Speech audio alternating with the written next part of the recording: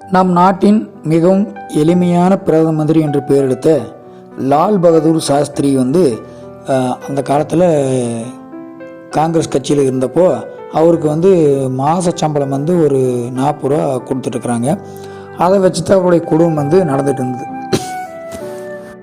ஒரு நாள் அவருடைய நண்பர் அவர்கிட்ட 20 ரூபா கடன் கேட்குறாரு.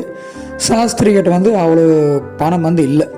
இருந்தாலும் என்ன பண்ணுறாரு, வீட்டில் போய் அவங்க மனைவி கிட்ட கேட்குறாரு. கேட்டு பார்க்குறப்போ சொல்கிறாரு. சொன்னதுக்கப்புறம் சாஸ்திரி ஐயாவுடைய மனைவி என்ன பண்ணுறாங்க, 20 ரூபாய் பணத்தை கொண்டு கொடுக்குறாங்க.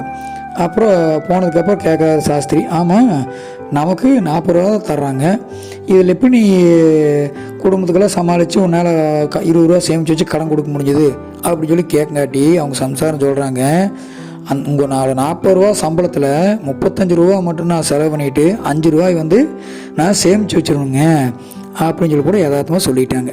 ஆனால் அடுத்த நாள் என்ன பண்ணுறாரு, சாஸ்திரி ஐயா நேராக கட்சி அலுவலகத்துக்கு போகிறாரு.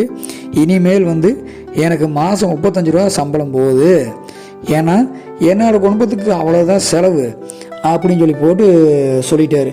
அங்கே இருந்தவங்கெல்லாம் வாயடைச்சி போயிட்டாங்க. என்னடா இருந்தாலும் 5 ரூபா கம்மியாக கொடுத்தா போதுன்னு சொல்கிறாரு அப்படின்னு சொல்லி போட்டு ரொம்ப ஆச்சரியப்பட்டு போயிட்டாங்க. இப்போ உங்களுக்கு புரிஞ்சிருக்குமே ஏன் இந்தியாவின் ஒரே எளிமையான பிரதம மந்திரின்னு சொல்லி நான் அவர் முதலே சொன்னேன்னு. இந்த சம்பவம் மூலிமா நம்ம தெரிஞ்சுக்க வேண்டிய விஷயம் என்னென்னா, பொதுப்பணியில் இருக்கிறவங்க எவ்வளவு நேர்மையாக இருக்கணும் அப்படிங்கிறத நல்லா தெரிஞ்சுக்கணும். கதையாட்ட உள்ளங்களுக்கு மிக்க நன்றி.